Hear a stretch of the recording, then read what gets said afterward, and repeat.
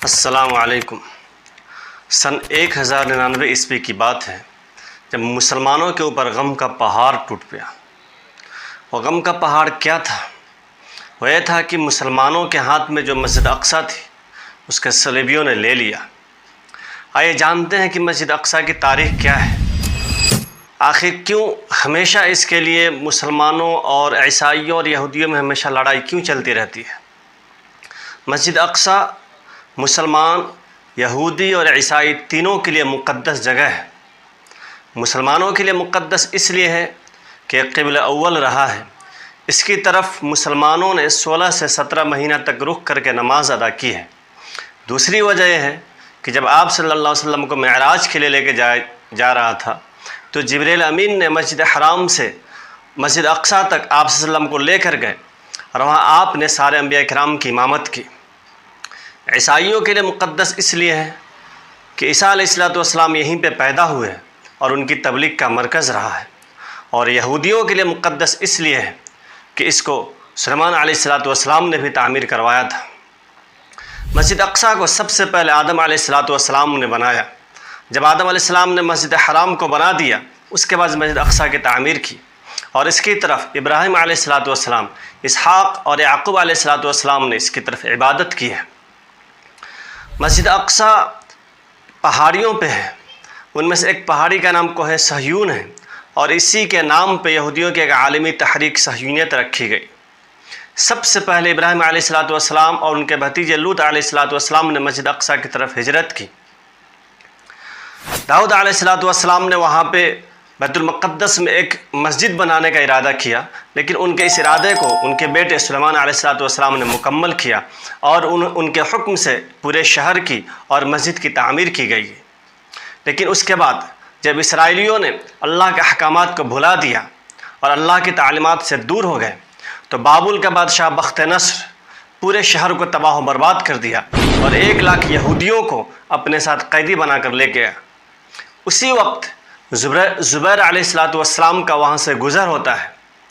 وہ ویران شہر کو دیکھتے ہیں تو تعجب سے اللہ سے پوچھتے ہیں کہ اللہ، یہ ویران شہر کیسے آباد ہوگا؟ ان کے اوپر موت آتی ہے اور 100 سال تک وہ اسی حالت میں رہتے ہیں۔ جب ان کو زندہ اٹھایا جاتا ہے تو دیکھتے ہیں کہ پورا شہر رونق اور آباد ہو چکا ہے۔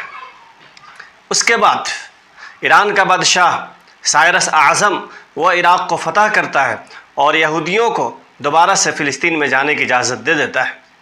یہ یہودی دوبارہ سے ہیرود اعظم کی قیادت میں اس شہر کو بناتے ہیں، لیکن ان کے اوپر دوسری بار مصیبت ٹوٹ پڑتی ہے کہ جب رومی جنرل ٹائٹس پورے شہر کو تباہ و برباد کر دیتا ہے اور ان لوگوں کو جلا وطن کر دیتا ہے۔ سن 4 عیسوی میں رومی عیسائیت اختیار کرتے ہیں اور وہاں پہ گرجا گھر تعمیر کرتے ہیں۔ یہ وہ وقت کی بات ہے جب آپ صلی اللہ علیہ وسلم دنیا میں نہیں آئے تھے۔ اب میں بتاؤں گا آپ صلی اللہ علیہ وسلم کی دنیا میں آنے سے بعد کا واقعہ کیا ہے۔ جب آپ صلی اللہ علیہ وسلم آئے اور ان کو نبوت دی گئی تو 2 ہجری میں آپ صلی اللہ علیہ وسلم نے جو معراج کا جو سفر کیا وہ مسجد حرام سے لے کر کے سب سے پہلے مسجد اقصی تک گئے، اور پھر وہاں سے معراج کے لیے گئے براق پہ، اور وہاں پہ انبیاء کرام کی امامت بھی کی۔ آپ صلی اللہ علیہ وسلم کی دنیا سے رخصت ہو جانے کے 6 سال کے بعد جب مسلمانوں نے بہت سارے شہروں کو فتح کیا اور یروشلم کا محاصرہ کر لیا تو وہاں کے جو بادشاہ تھے انہوں نے کہا کہ میں اس شہر کو ایسے نہیں دوں گا جب تک کہ تمہارا خلیفہ ہمارے پاس نہ آئے۔ اس وقت عثمان فاروق رضی اللہ تعالیٰ عنہ تھے، وہاں گئے اور اس کے بعد بازنطینی سلطنت نے ان کو چابیاں دی۔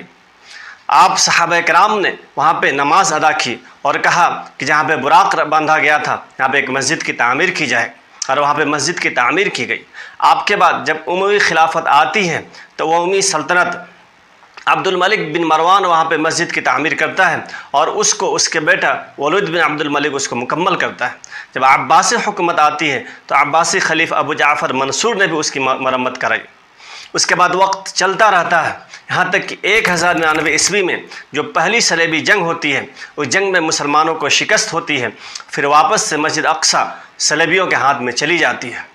اس کے بعد نور الدین زنگی نے بھی بہت زیادہ کوشش کی لیکن وہ اس کو فتح نہیں کر پائے، لیکن صلاح الدین ایوبی اس کو فتح کیے اور انہوں نے 1187 عیسوی میں اس کو فتح کر لیا اور مسجد اقصی کو آباد کیا۔ اس کے بعد جو دوسری حکومت آئی، مملوک سلطنت آئی اور عثمانیہ سلطنت آئی، تو عثمانیہ سلطنت کے بادشاہ سلیمان القانونی نے اس کی مرمت کرائی اور اس کو بہت زیادہ آراستہ کیا، یہاں تک کہ 1917 عیسوی تک یہ مسجد اقصی مسلمانوں کے قبضے میں رہی۔ 1917 عیسوی میں جب پہلی جنگ ہوتی ہے اور اس جنگ میں برطانیہ فتح یاب ہوتا ہے تو وہ یہاں پہ قبضہ کر لیتا ہے، فلسطین اس کے ہاتھ میں چلا جاتا ہے اور مسجد اقصی بھی اس کے ہاتھ میں چلا جاتا ہے، اور اس کے بعد وہ کہتا ہے کہ اب یہاں پہ یہودی آباد کیے جائیں گے۔ اس کے بعد نومبر 1947 عیسوی میں برطانیہ اور دوسرے جو یہودی تھے انہوں نے آپس میں سازش کر کے اقوام متحدہ میں دھاندلی کر کے ایک قرارداد پاس کیا اور وہاں پہ اسرائیلیوں کو رہنے کے لیے اجازت دے دی۔